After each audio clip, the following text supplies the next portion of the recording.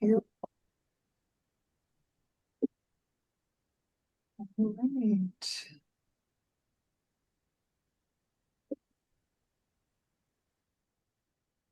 Okay, welcome everyone. Thank Yeah, you all for joining us today for this open forum that is dedicated to getting your feedback about AIC's forms for academic program review. So, a little background. We at AIC have been updating our administrative procedures, and we're finally at the end after 2 years. And so I've been telescoping for a while that especially the information item forms that were well overdue for a change. And so we are now finally at a point where we feel that everything's in place and we're ready to do that.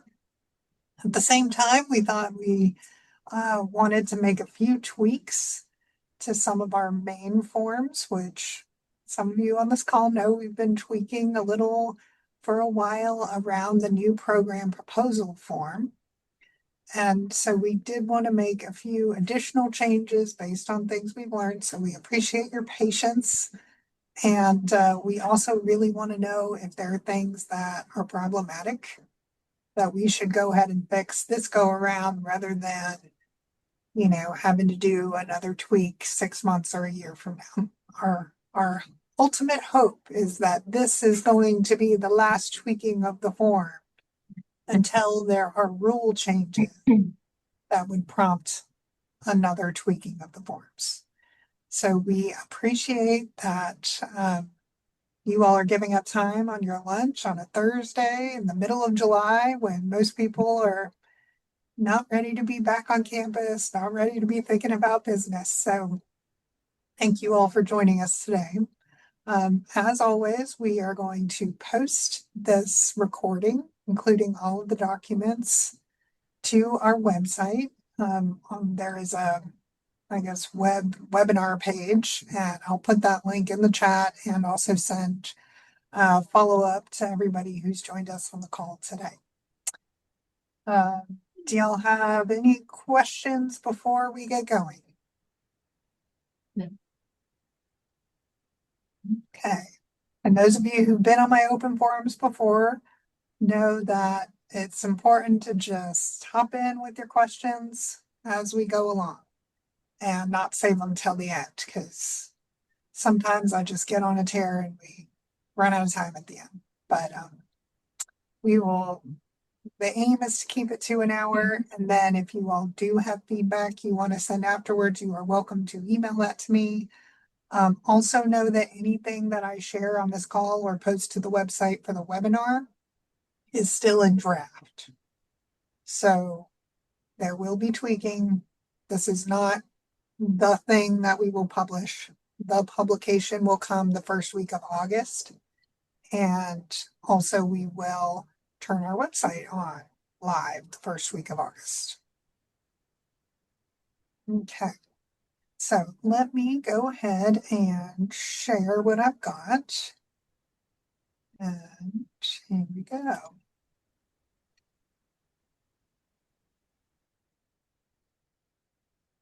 Okay, folks. Share. All right, so you should be looking at a PowerPoint presentation.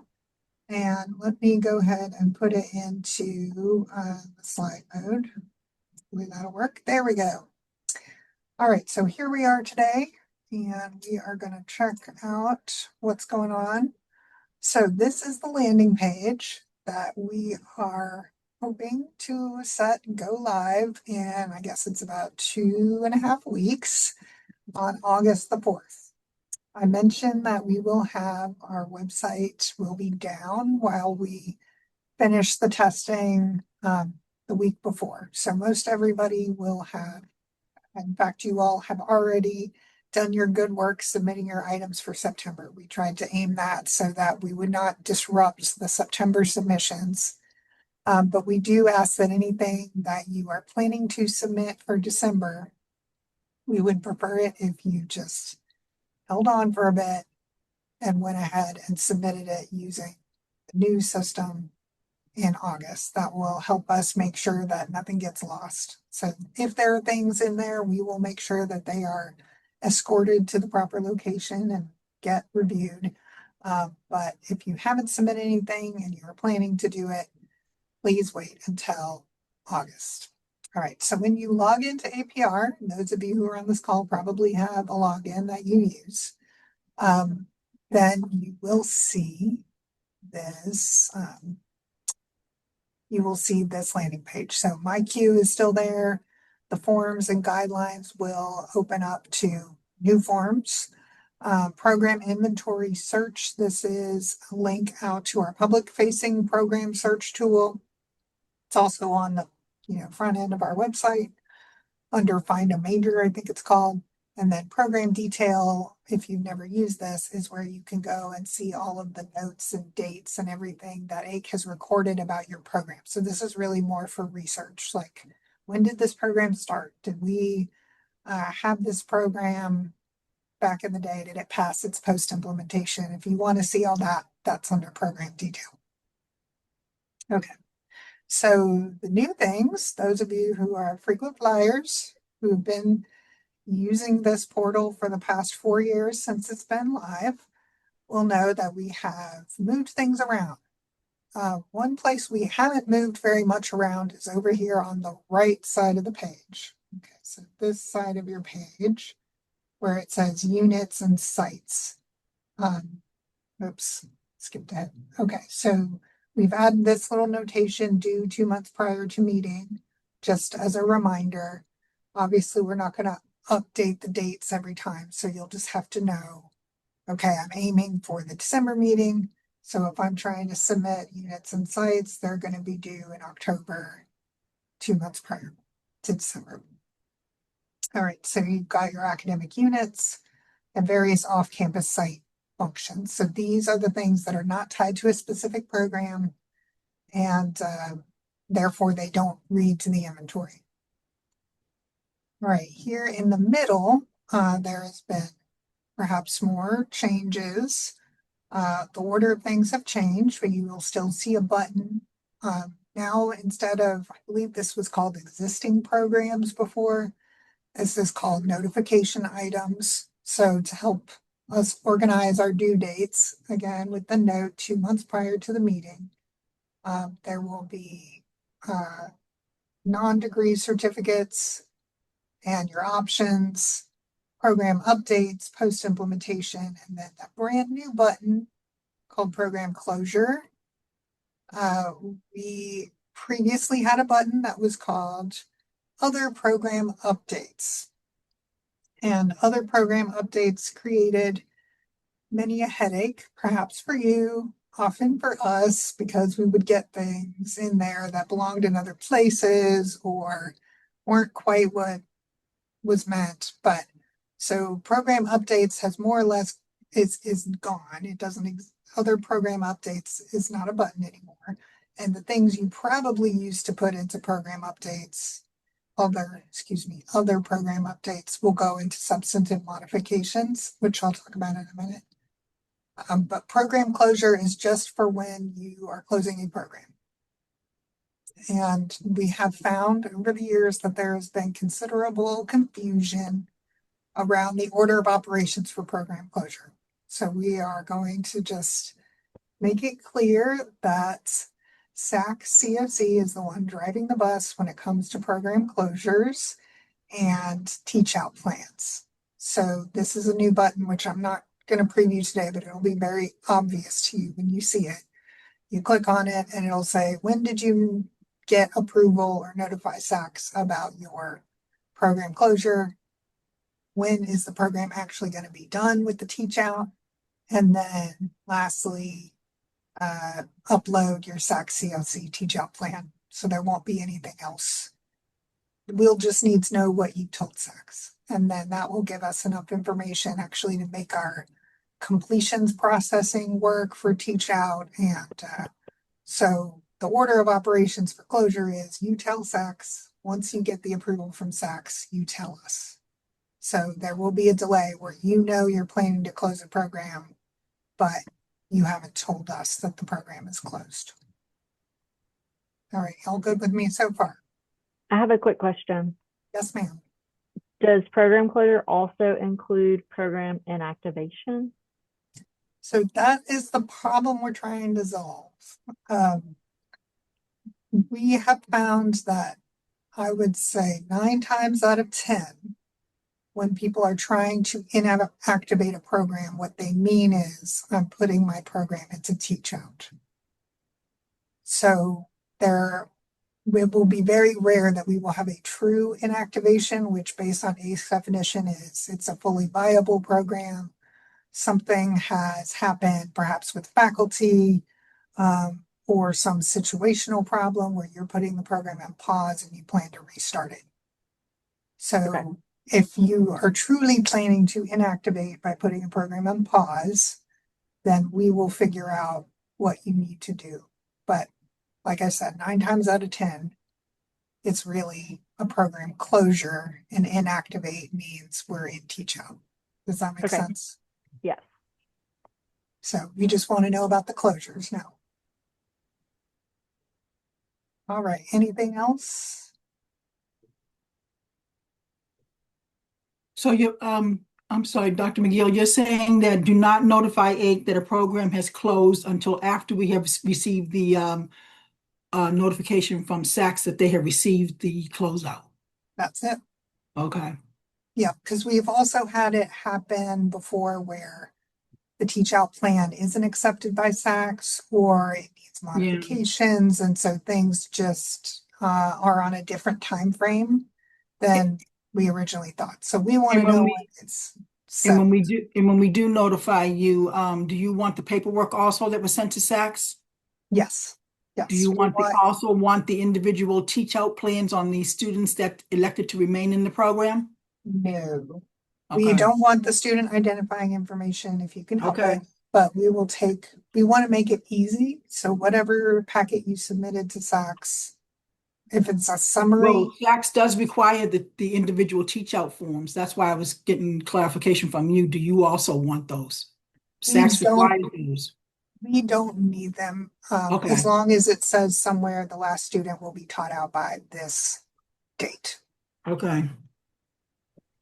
And Dr. McGill, I will note that for the University of Alabama system campuses that are online, they will also have to follow the guidelines of the board rules regarding program closure along with SACS. And for y'all, just to clarify, Tondra, did they tell you beforehand or the board authorizes it and then they go to SACS? Yes, that is how that works.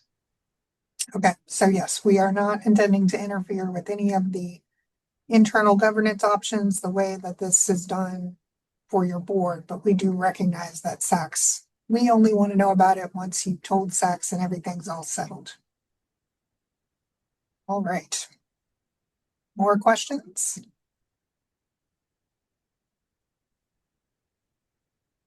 Okay. All right. So over here on the left side are what we're calling approval items. This is a change. Again, new program is still there, but previously the new certificate was right underneath. No, now that new certificates are over here under notification. And we have a new form called substantive modifications, which we have seen more of. These include things that definitely need approval, like splitting a program, consolidating a program, changing 50% or more of the program.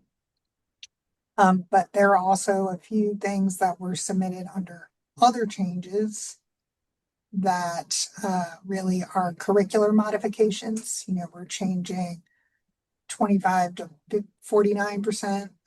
So we thought these are all kind of similar. We're going to use the same form for them. And I'll show you all that form as well. But anybody who's used what we have been in-house calling the skinny proposal, which is when you change a program to create a new entry, but it doesn't have post-implementation conditions, the skinny proposal, that is this substantive modification form. But there's more on it now, and we'll get to that. if we have time. All right, what questions do y'all have there?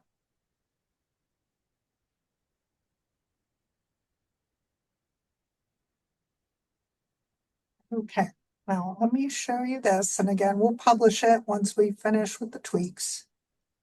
But, so Kristen has made this helpful table that tells us what, where, and when to submit things. And I have been also promising for years that I would make an annotated SAC COC subchange guide that includes what AIC is doing related to how SACS does business. So that is still in the works, but we want to get all the things worked out before we publish the guidance. These are in alphabetical order. So units, we've talked about these unit changes, off-campus sites, new degree program. That's what we're going to spend most of our time on for the rest of this open forum. And you'll see that there are now 3 forms. Previously, there were 2, and that's the big reveal related to the degree program. A new certificate program, unless you're doing a long certificate, which is mostly what something will fall under the community colleges. New options. We've got a brand new option form. And I made a mistake here. This is not an Excel form, it's a PDF form. Post-implementation report. We've had good success where we create the form, y'all fill it out, and they are due annually. Program closure. We just have that brief web form with dates, and then y'all submit your SAC COC paperwork summaries. Program updates. So these are what we had been dealing with as program inventory changes, kind of minor changes that are really not curricular. You're changing the way your program is identified, either by title, zip code, nomenclature, or letting us know you have a distance education offering. We've got a new way to do that, and I'll show you that form because I think this will solve a lot of the problems that we had previously had of, do I use Form A or Form B or Form C, right? Those are all going away. It will be much clearer. And then finally, we've got this substantive modification. All right, so once we, get everything ready, all the forms, we will be publishing this table to the website. And if there's something that's confusing about this table, we would also like to know that so we can fix it now.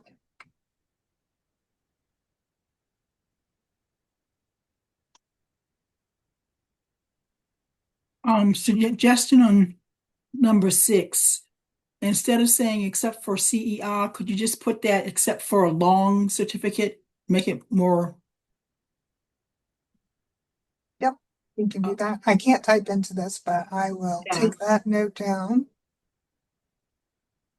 So you're basically saying you only want to be told about program closures, not concentrations or other options. You don't want to know about those closures, or do you want to be notified of them, or? Yeah. Nope. Okay. Yep, one of the decisions that we made as we were going through the new regulations was that AIC it's sort of like trying to grab the wind to catch all of the options. And Okay. so we want to know about a new option to make sure a new option fits within our definition of options. But then we are not keeping a list or an inventory of the options. So we don't need to know when an option closes or when you decide to stop offering a course. Yeah, so any changes to options, we don't need to know about. Okay.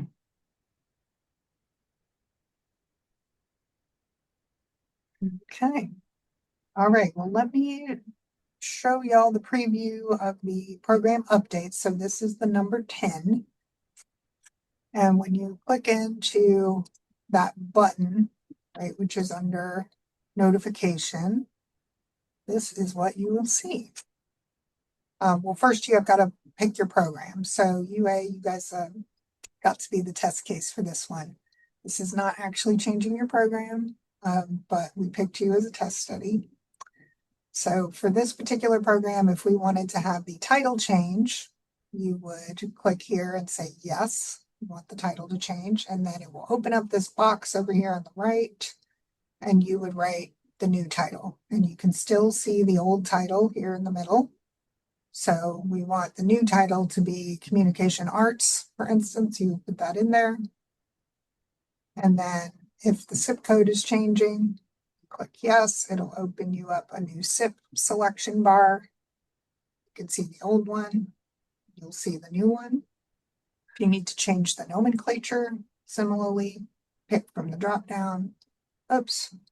And then if you are adding, if the program does not have a distance ed option and you want to add one, you click yes. And then once you click next, it will save the whole page. So you probably aren't going to update all 4 of these things about a given program, but we regularly have institutions updating 2 or more. May I ask, you only want 100% online options reported? What about if it's less than 100%? We don't have regulations that deal with that. When Okay. you propose a program, you'll tell us what is the delivery modality, which may be hybrid, more than Yeah. 50, or hybrid less than 50%. But the only time that we have a policy where we want to know if it's fully distance ed, which has some to do with the way that AIC regulates state authorization reciprocity agreement. Okay. That's the only one that we want to mark in our inventory. Okay.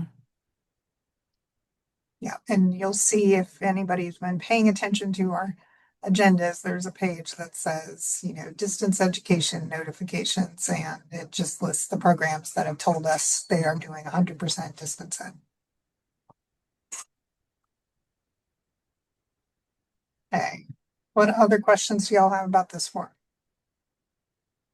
And more than one can be chosen at the same time, or are they mutually exclusive? Well, make sure I understand your question. You can click yes to multiple. Okay. And fill out Okay. multiple and then click next and it'll say, but you can't pick yes and no for the same question. Okay. I don't think you're asking that, No. but yes, you can update multiple things using the same form. Okay. And if you click no, then it will not update that. And it will also ask you to check it. That's one thing we're working on finalizing the program for is you said you wanted to change the program like this. Is this what you meant? And if you didn't mean that, you can go back and fix it. So Robin, did I hear you say that if you are requesting a 100% distance ed option, you still click yes for that last one?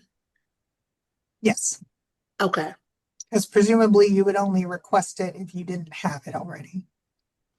If you had it, let's say you've already told us about distance ed, it would say yes here in this, in the middle column. And then this yes over here on the left would be highlighted and you would just leave it the way it is. okay. And I guess the only reason that I'm asking this is, and maybe I'm thinking too much. If you don't have one and you're requesting one, you don't have it yet. Right. And then this middle column, which shows what the current program information is, would say no. And then if you want to add one, then you would click yes over here and it would tell us you're planning to change it. Okay. Thank you. Yeah, I know it's a little bit confusing, but I think it's going to be way easier than the current way, which is let us know by other program changes, which was not really working for anybody.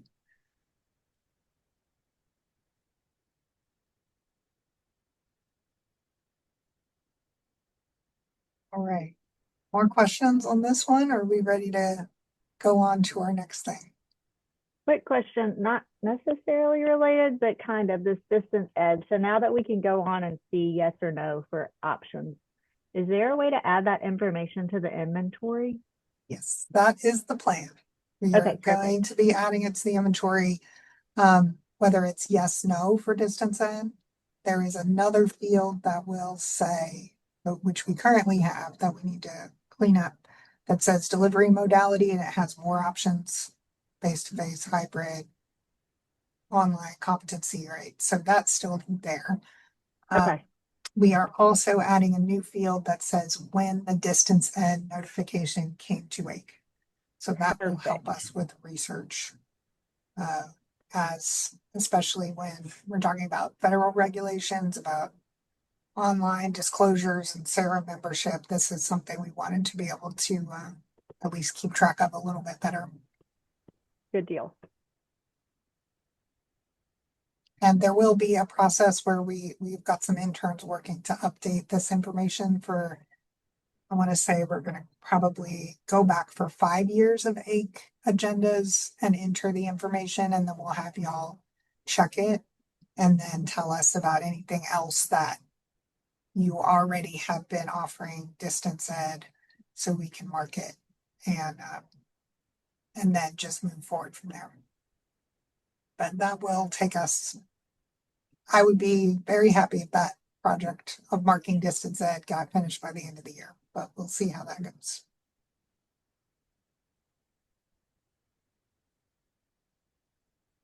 Okay. All right, y'all. Well, let me find my other form. And like I do, we will be posting this to the website. Okay. Thank you for your patience. Okay, so new program proposal. All right, this is still a draft. And so therefore I ask that you do not take this and submit it to us yet. You will see that there are many things that look like the current program proposal form. We have reordered a few things. We've made this helpful checklist at the top that say we need the proposal. That's what this form is. We need a business plan.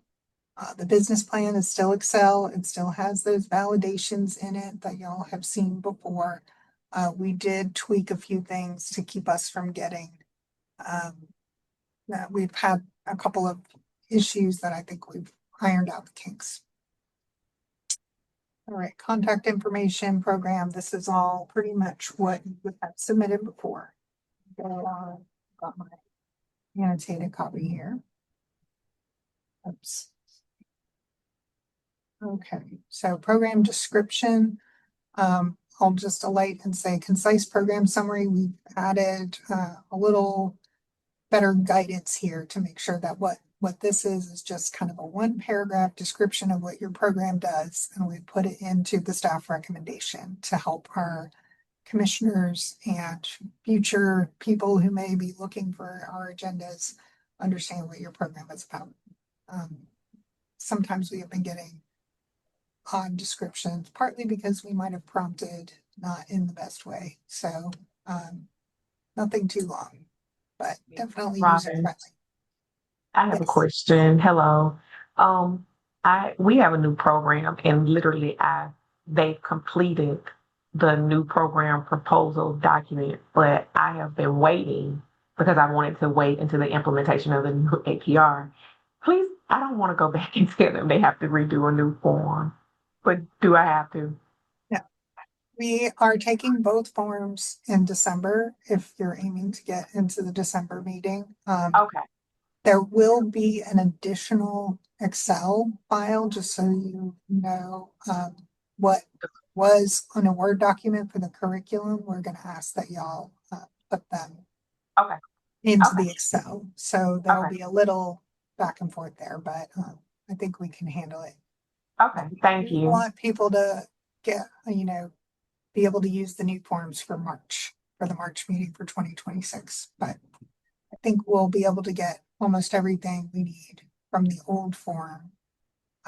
We may have some questions. Okay. Thanks. Okay, letters, student learning outcomes. Okay. Similar programs at Alabama and other institutions. Of course, this has been helpful to have y'all describe why your program either duplicates or doesn't duplicate an existing program. Relationship to existing programs. This had been a table in the previous form. We are making it a description because really there should be some relationship with existing programs, and so we're hoping that you'll fill this out. Collaboration, this should be not too much changed from previous. Okay. Next page. This does get a little updated here, but the existing information mostly was just not adequate for giving us everything we needed.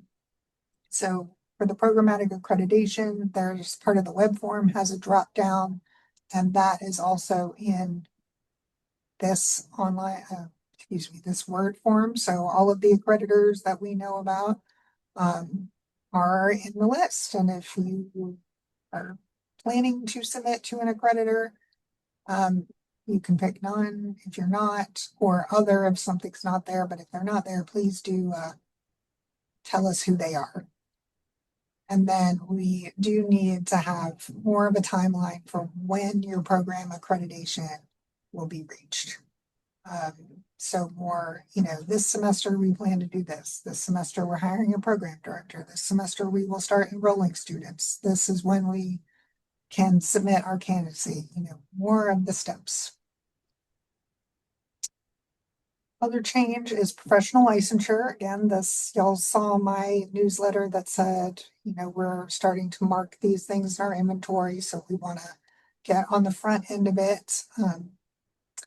If this program that you are proposing is going to be considered professional licensure program, here's the definition. So this is really based on what the federal regulations are saying. Designed to meet educational requirements for a specific license. Then describe it to us, but we also want you to tell us what the licensing entity is in Alabama. And we have done some work to figure out who they all are. It's certainly possible that we left somebody off. And if you spend any time with this, you'll find some peculiar things in here, but you can click other and tell us who they are if they're not on the list. Again, this is licensure, and we're focused on Alabama. It may be a licensure program in other states, in which case you might pick other and then tell us what it is in another state. If it's not a licensure program in Alabama. And then if you, let's see here, we'll just pick medical examiners. And if you then, we would ask that you tell us what is the license for. So this, our ability to code the licensure entity to whatever the license is limited. So you'll have to go and say, okay, it's a medical examiner, but it's a certified medication assistant is what my program leads to. Now, you might say, well, my program leads to a national certification, and that's really important. And if the national certification is important, but it's not a licensure field in the state of Alabama, then that is what you would tell us here under professional certification. Describe what the national board is, and perhaps that it's a desired recognition, but isn't required in our state or so forth. So this professional certification is similar to the way we used to ask the question, and now we want more information. All right, questions on that piece?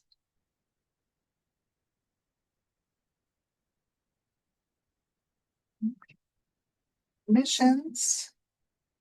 Really what we want to know here is, was there anything special with the admissions for this? Any additional prerequisites or eligibility requirements, students who are excluded?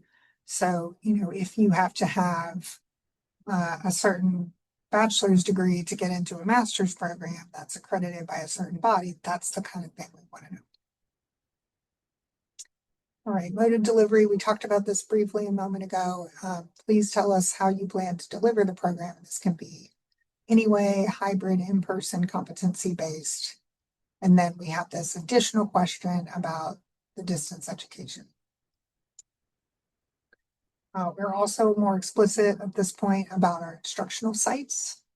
And so we want to make sure that the site where you plan to deliver the program is listed on your off-campus site form. And so if it's a brand new site, which we do sometimes see new programs at new sites, then you'll need to fill out another form that tells us about the site, where it's located, and what courses you plan to offer there, or if there's a program there.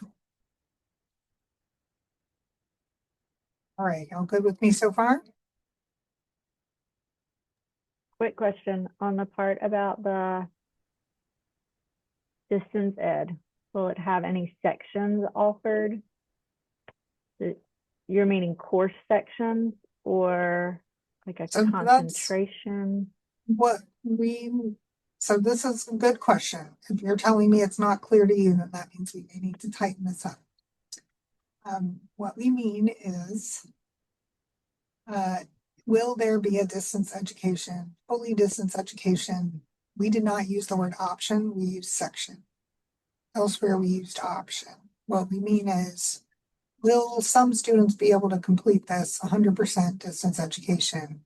And so it falls within that definition of distance Okay, ed. that's what I thought you meant, but yeah, that question is confusing. I think especially faculty and deans will say, well, yeah, we offer sections online, thinking a course section. Yeah, not a course section. Okay, so maybe I'll highlight this. So we do know that it's relatively common to have in-person, I don't know what we want to call it, right? The student lines up to show up in class, and there may be some hybrid courses. But then there are other separately delivered courses that are fully online through your online program provider, Canvas, or whoever it may be. And those students don't really integrate with each other. We're trying to figure out if that is the case, if there's a distance ed. So what would y'all recommend calling that? Does it make sense to say, could students complete this program fully online or fully through distance ed? Because that's what you're getting at, correct? Yes. To make What it were you clear gonna that that's say? what you mean. Natalie, I saw you come off mute. Is that something that would make sense to y'all?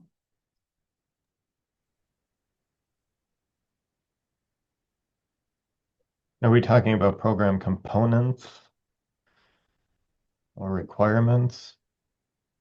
It's not the individual requirements, because there may be one course, right? But what we want to know is, can they complete the entire degree program through 100% distance education? So maybe I should just ask it like that.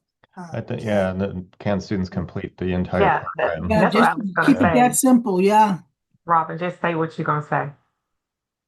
Complete the entire degree program.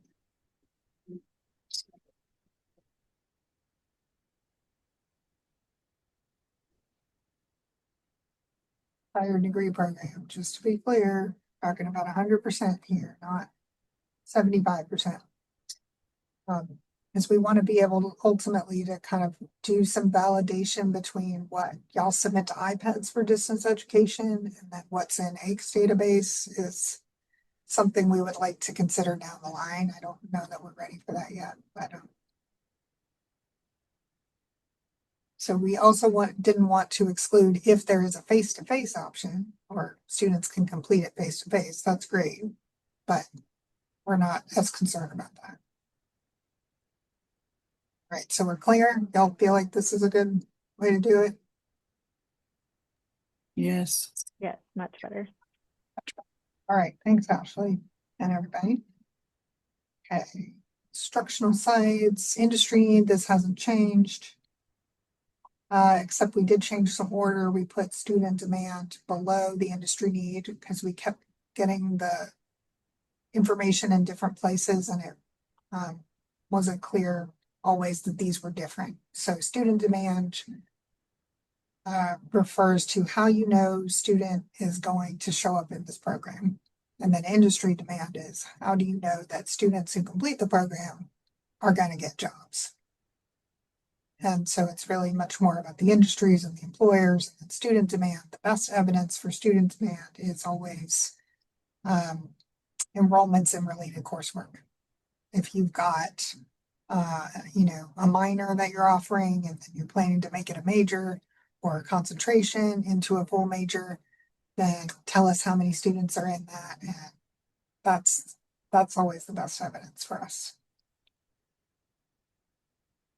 All right.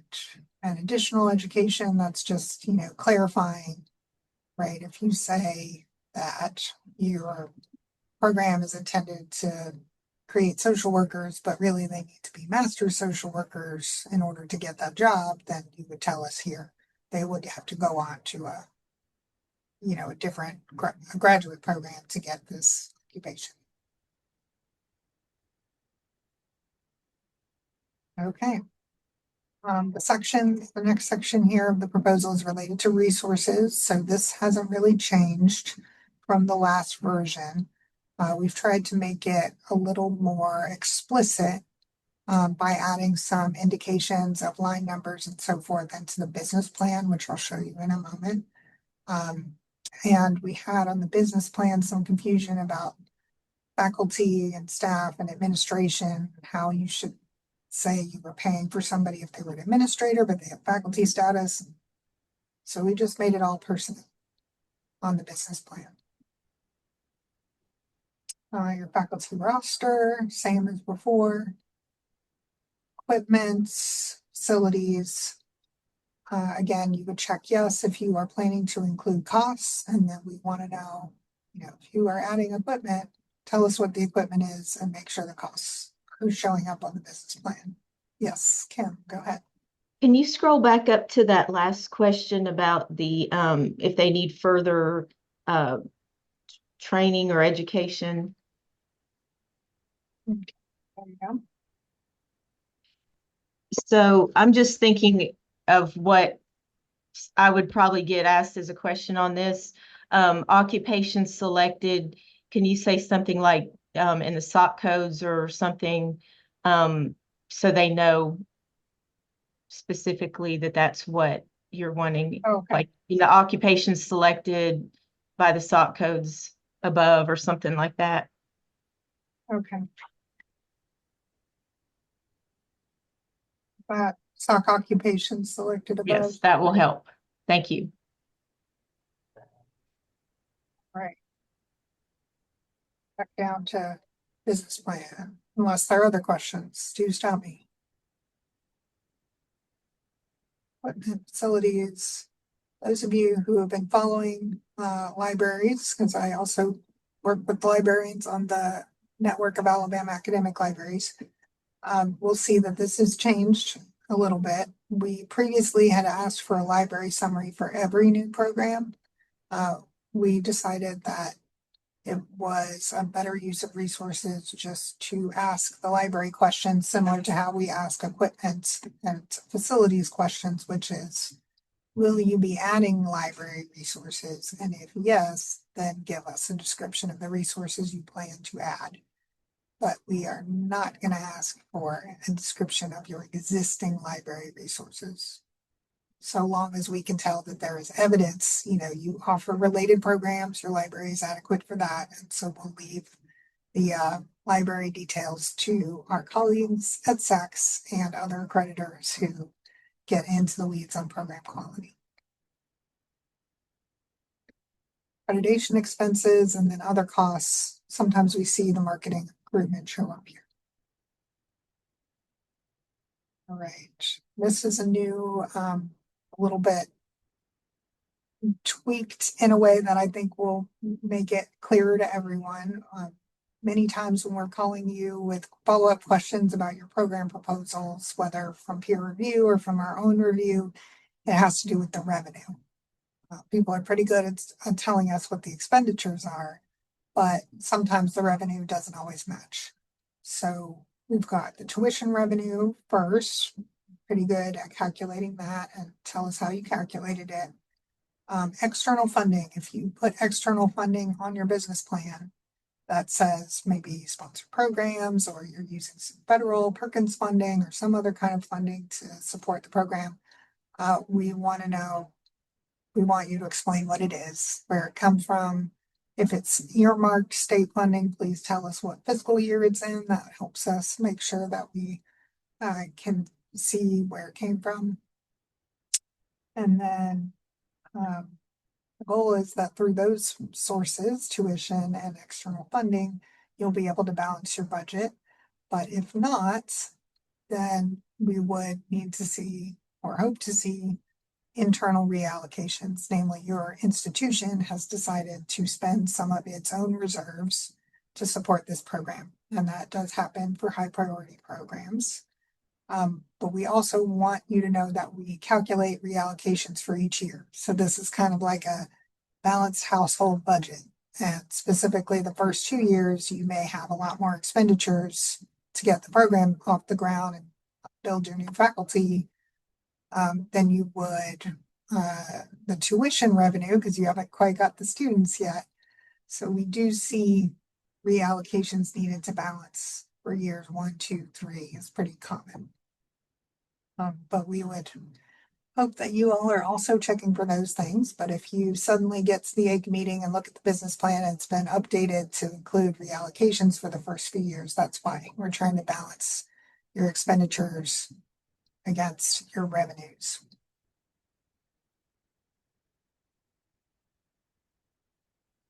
All right, more questions on this part of the form?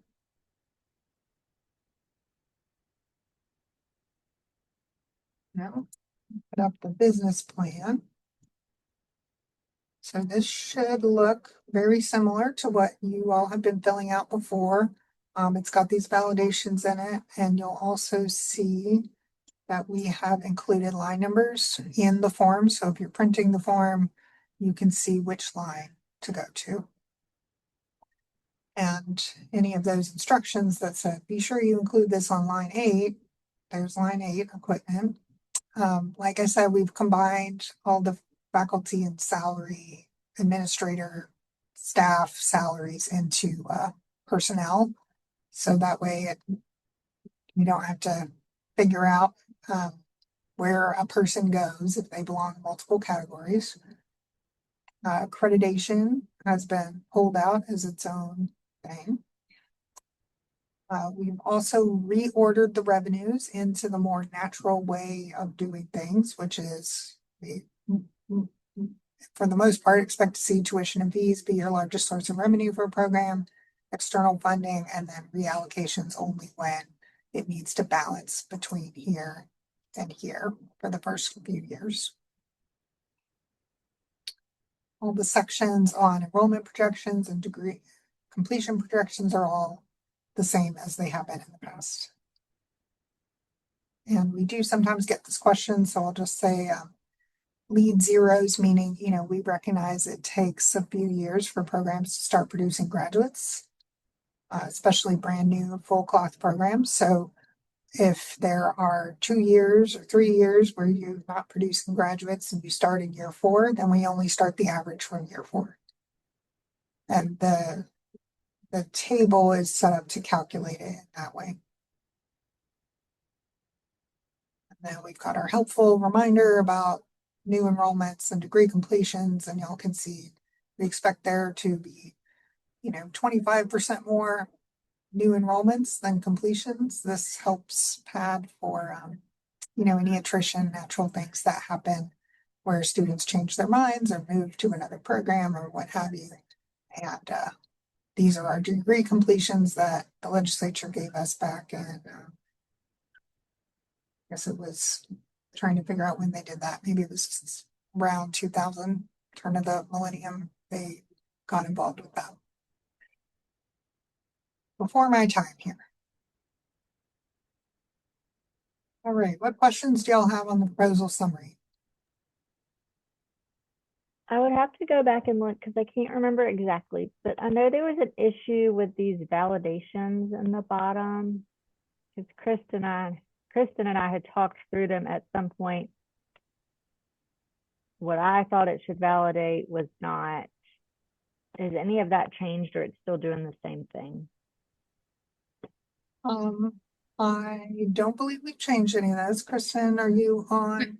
We didn't change any of it. We do occasionally run into odd situations. One case where somebody beat the algorithm somehow to something that didn't make sense. In most, I'd say 99% of the time it's going to be accurate, but if you do have a problem, just reach out to me and we can fix it. Yeah, Okay, and Ashley, yeah. if you remind us what it is offline, we'll go in and take a look at that before we publish it. Okay, good deal. I'll look and see what we talked through. Thank you.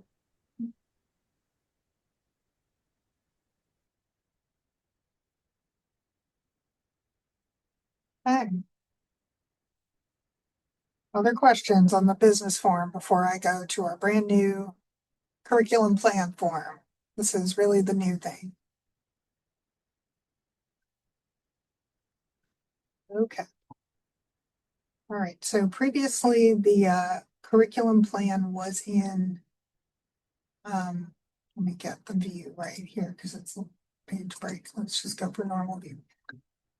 Previously, the curriculum plans were in the proposal form. We found that, things were just coming in a little higgledy-piggledy. It was hard to make sense of how different coursework fit into these categories, because sometimes different institutions do things differently, obviously. And there are differences between the undergrad and the grad programs, and so we are wanting your feedback on this form, which we feel very, I think this is going to solve a lot of our issues, but want to hear what y'all think. So the two tabs in blue that are to the left down here at the bottom are the undergraduate program tabs. They are relatively similar to the graduate program tabs, but you will see the graduate programs don't include gen ed courses and don't include free electives, that kind of thing. And, but each one has two tabs. So one is the overview, where we ask, a little bit about the maximum credits, how you break the program down and its major components. This table, just so you know, appears in the program summary in a staff recommendation. And then the curriculum table appears as an attachment also to the staff recommendation. Work-based learning is in here. So these questions were all in the previous form. They're just now put in the curriculum section of the table. All right, so for the components here, I'll go to the normal view. We'll make this bigger so y'all can see. What you would do, put your program name, and we're hoping that we'll put in a drop down for levels. So this would only let you put in program levels for undergrad. So that's your long certificates, your associate and bachelor's programs. And then tell us which gen ed courses. And for those of you who've been saying, well, what if it's just a area 1 or area 2? That's fine. You can say area 1, 6 hours, area 2, 12 hours, area 3, 14 hours, whatever it may be. Just so there's a little bit of structure here, or if there are specific gen ed courses that y'all are putting in your plans, you can put them here too. You can expand the lines as needed. Yes, this form is not locked, so you Okay. can go ahead and. What does WBL stand for? That stands for work-based learning, and so that's if the course requires work-based learning, you can put a Y in the work-based learning column. So Okay. typically we'd see that with an internship or practicum, something like that.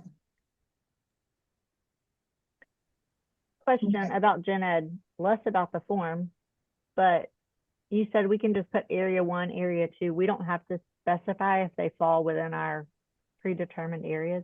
That is news to me. That will be great to share.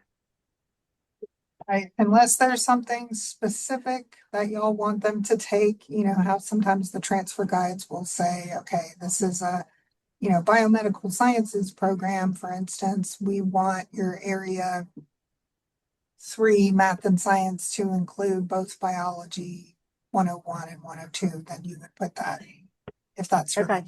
important, but otherwise you can just put area 3 hours. We do sometimes get confused, I'll say, if an institution puts like gen ed courses, credit hours 57. And, the state gen ed curriculum is 41 to 42. So when it's higher like that, we want to know what the extra courses are. And it's possible that you meant lower division courses. And so maybe those are pre-professional or program prerequisite courses or pre-electives or whatever they may be. The hope is you'll, put them in the right category, but every so often, the way that we describe it and Alabama Transfers describes it isn't the same as the way you describe it at your institution. And we do our best. Okay, for program options, just so you know, there's not really a row here because the idea is that you would put the total credit hours here, 15 hours for your program option. And then you would scroll down and put an option name and put the courses that go in the option. And that the credit hours, again, would add up to 15. And if there are multiple options that it's being established with, then you put that here too. It is important for us to know if a course is brand new, or if a course is, basically that helps us figure out if you are needing new resources, and we go and look back at the faculty map and make sure that, things look like they're in order before you send it off to SACS.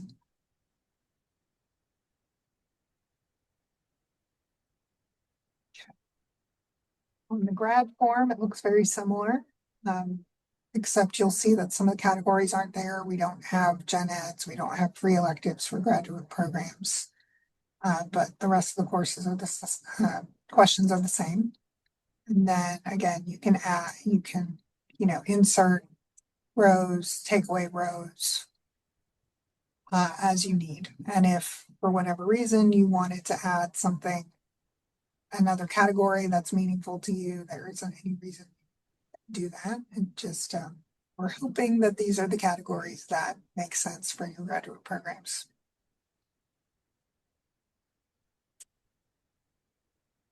One other thing I'll just quickly alight on, because I know we're coming up to the end of our time here, is we are checking to make sure the credit hours that you say match the coursework below. So we do get that issue a lot where something isn't adding up right, and we either have to go spend a lot of time with crossed eyeballs looking at your catalog, or we may be calling you and saying, what's going on here? Did we miss something? Is there a course missing? Did you add an extra course required that was optional, or so on and so forth? So we are paying attention to these. All right, what questions do y'all have in the last minute on this particular form, or do y'all think this form is gonna create issues? If so, we'd love to know that too.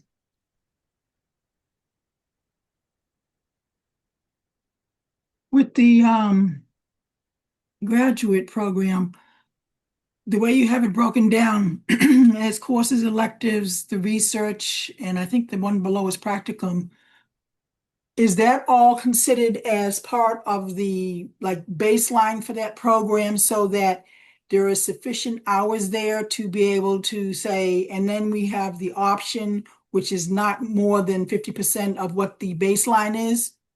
Yes. Yes. Okay. So I think you're asking about the option portion. So what do we consider program core? Yeah.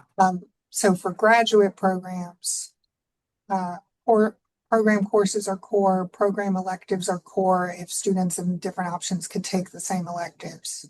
Okay. Thesis and or capstone. Some programs have a thesis, some don't. And then we will balance that against how many hours are in the option. Okay. For undergrad, that's tricky, but gen eds are not part of the program core. Program courses and required electives are the part of the program core. Free electives are also not part of the core. So we would measure program courses and required electives against the program options for an Okay. undergrad program. Okay. And then depending on capstone internship, what the nature of that is. If it's something for all business majors, then it'll be part of the program core for a business program. Mm-hmm. But if it's your orientation 101, something, that would be more of a gen ed. So So the reason main reason I'm asking too with this is that, as you were saying, how some institutions may not, they'll have the course, but it's not labeled or formatted in the same way that you have it broken out here. So like the capstone course, you have it as a separate portion down there. But in our programs, they can be considered as part of the program core. But for purposes of what you need, you want them broken out, even though we have them grouped together. Yeah, that's fine. Okay. We Right, I can, just want to make sure. but we would consider it as part of the denominator for the program. Okay. I think we're agreed on that. Okay, y'all, I know we're 2 minutes over, so if there are burning questions, we will be glad to stay on, but I do want to, be respectful of your time and go ahead and stop the recording. We will post the recording and all of the documents, including the PowerPoint.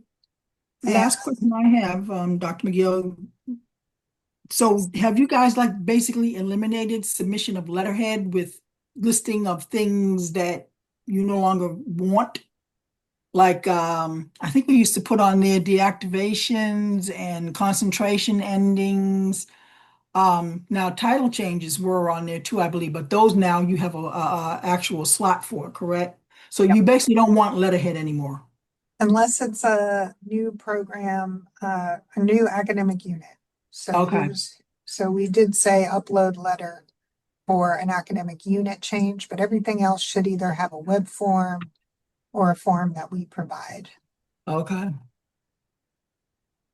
Yeah, and we'll publish this once we finish all of our tweaks. But I will put it into the notes for this webinar. Thank you. Okay, everybody. So I'm going to stop the recording.